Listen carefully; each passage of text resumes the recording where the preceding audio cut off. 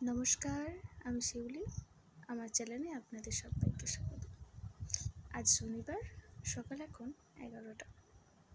কী করবো খুঁজে না পেয়ে ফুলগুলোর দিকে একটু চোখ বুলাতে গেলাম।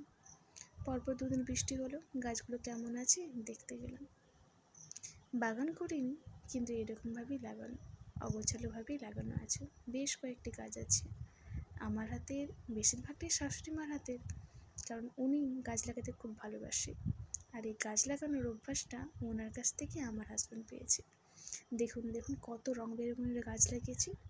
এই যে দেখুন সিঁড়ি ধারেই দুধারেই গাছ আছে, ওখান থেকেই আমি আমার পুজোর ফুল তুলি। বিভিন্ন ধরনের ফুল, নয়নতারা, শ্যামসাগা, সোহাগী। আর এই দেখুন না, এই গাছটার নাম আমি জানি না, লাগিয়েছি, গন্ধ নেই ফুলগুলো, কিন্তু দেখতে কিন্তু ভারী মিষ্টি লাগছে। দেখুন কত সুন্দর লাগছে। আপনারা যদি এই নাম জেনে থাকেন আমাকে একটু কমেন্টে জানাবেন এই গাছটার নামটা কি। ভারী মিষ্টি লাগছে দেখতে, আমাকে আকর্ষণ করে ঠিকই, কিন্তু আমি নামটা জানি না। এই দেখুন না, এইটা টগর গাছ। আপনারা গ্রামগঞ্জে টগর গাছ দেখছেন ঠিকই, এই টগর গাছটা কিন্তু একেবারে আলাদা। এর ফুলগুলো গোলাপ পাপড়ির মতো, হলে হয়তো আপনাদেরকে দেখাতাম। আর এই যে গোলাপ গাছ, সাদা গোলাপের গাছ। দেখুন দেখুন একটা ফুল হয়েছে, বাকিগুলো কুঁড়ি হয়ে ধরে আছে। হবে, বর্ষাটা নামলেই প্রচুর ফুল হবে। তার সাথে আমার শাশুড়ি মা দুদিন বৃষ্টির পর যখনই দেখছে একটু রোদের আভা, দেখুন না দেখুন মুগ গোলাইগুলোকে তুলে এনে রোদে দিয়েছে। বস্তা ধরে রয়েছিল, আজকে একটু রোদের আভাটা পেতেই মেলে দিয়েছে। আমি আর কি করব, যাই একটু কলা গাছগুলোকে দেখতে। আসলে বিচা কলা দেখতে গিয়েছিলাম, আমার বিচা কলা খুবই ভালো লাগে। গিয়ে দেখি কী কাণ্ড, একটা বিচা কলার কাঁদি আছে ঠিকই, কাঁদিতে কটা কলা আছে দেখুন। এই দেখুন না, 4 থেকে 5টি কলা। এমনও কাঁদি হয়? এমন কাঁদি তো আমি আমার কখনো দেখিনি।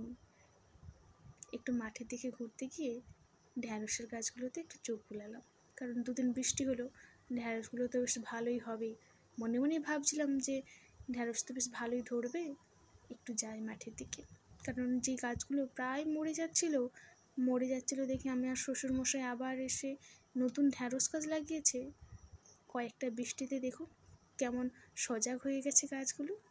আর এত ঢ্যাঁড়স হয় যে আমাদের প্রত্যেক দিনই সবার মতো হয়ে যায়, ভালোই দিচ্ছে। আর সেই গাছগুলো যখন বড় হবে, জানি না, হয়তো আমার শ্বশুরমশাইকে ঢ্যাঁড়স তুলে নিয়ে গিয়ে বাজারে গিয়ে বেচতে বসতে হবে। দেখুন দেখুন কত সুন্দর চারিগাছে ঢ্যাঁড়স গাছগুলো। আমার দেখেই এত ভালো লাগছে, ঢ্যাঁড়স গাছগুলো যখন এরকম মাথা চারা দিয়ে উঠছে, আমার বিরাট মনটা খুশিতে খুশিতে ভরে গিয়েছে।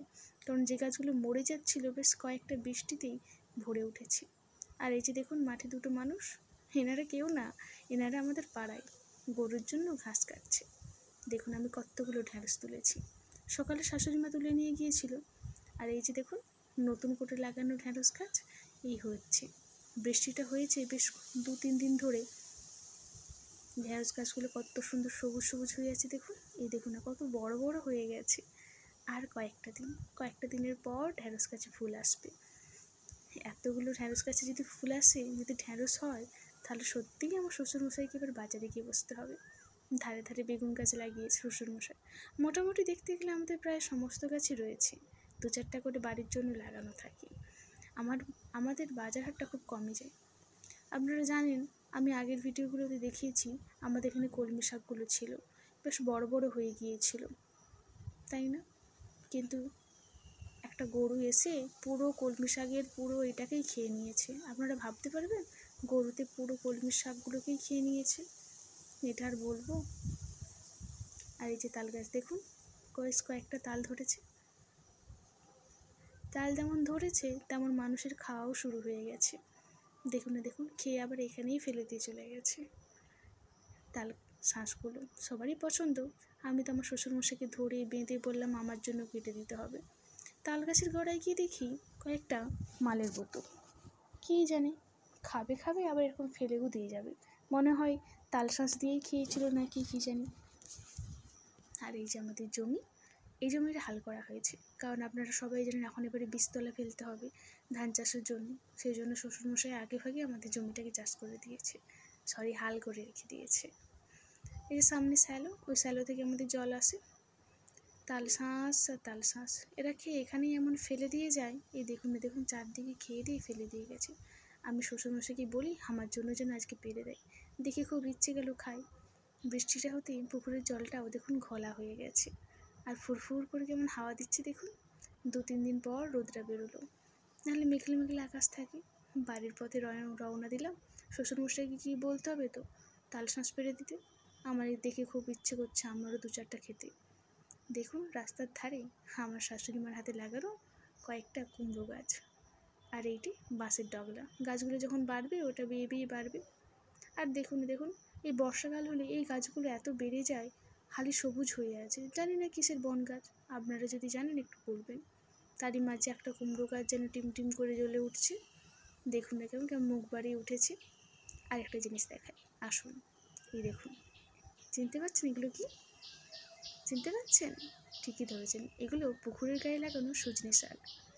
আমাদের আজকে নিয়ে গেছে, ঠাকুমা তুলে দিয়েছে। আজকে হয়নি, কালকে হবে। চলুন যা যাক বাড়ির দিকে।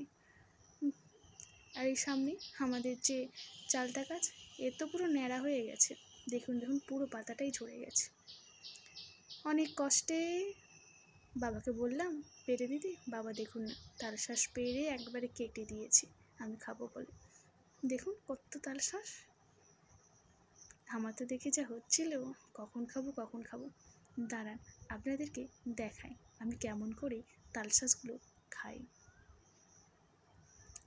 এই দেখুন কেটেছে, বাবা ঠিকঠাক করে কাটতেও পারিনি, চামচ নিয়ে এসে তুলতে হচ্ছে। দাঁড়ান তুলি আমি। এক হাতে ফোন এক হাতে চামচ তোলা যায়, যা হোক করে তুলেছি, ছিটকে যায়নি, এটাই ভালো। দেখুন না দেখুন, আমার মনে যে কখনই একটু জিভটাতে আমি দেবো, কারণ আমার অনেক দিন পর আমি তালশাঁসটা খাচ্ছি, প্রায় 1 বছর। বছরে তো একবারই হয়। আমাদের আরেকটা তাল গাছ আছে জানেন, যেটা 12 মেশা হয়, শীতকালেও তালশাঁস হয়, তালও হয়। আমার বিয়ের প্রথম আমি শীতকালে সেই তাল খেয়েছিলাম, আমার বাপের বাড়িতে দিয়েছিলাম। তার তো দেখি অবাক, শীতকালে তাল ভাবা যায়? এতে অবাক কাণ্ড। পাড়ার লোকেরা যখন আমার মা যখন তাল ছুঁড়ছিল, পাড়ার লোকেরা এসে গিয়ে বলছে এ কি শীতকালেও তাল? মা বললো হ্যাঁ, এটা আমার মেয়ের শ্বশুর বাড়িতে। হে দেখুন দেখুন এক কাঁধি তাল পেরে দিয়েছে, আর আমি এখন বসে বসে সব তালগুলো খাবো। আমার তো মজাই মজা। আমি কিন্তু একাই খেয়েছি, দেখুন পুরো ফাঁকা করে দিয়েছি খেয়ে খেয়ে। ভালো লাগছে না? বিকেল এখন 3টে, মানে দুপুর গড়িয়ে বিকেলে পা দিয়েছি।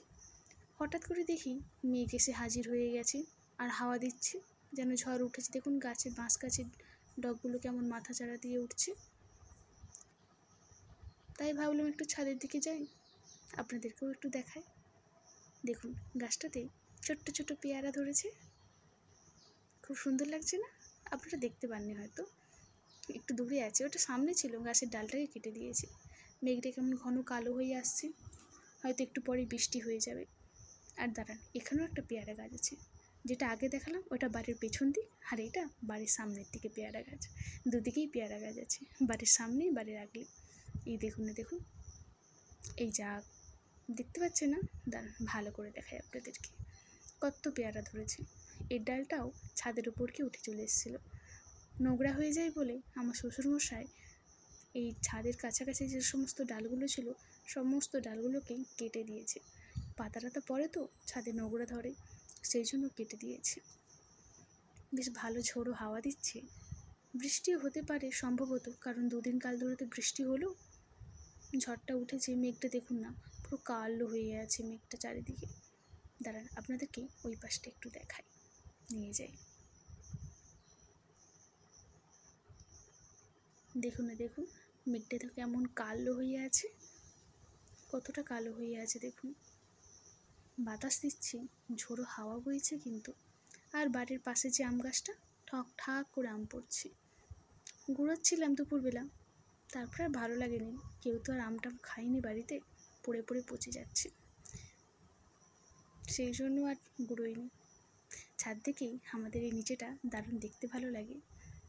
আজ এই পর্যন্তই, নমস্কার, ভালো থাকবেন। ভিডিওটা কেমন হলো কমেন্টের মাধ্যমে জানাবেন, আর যদি ভালো লেগে থাকে তাহলে একটা লাইক করে দেবেন। নমস্কার।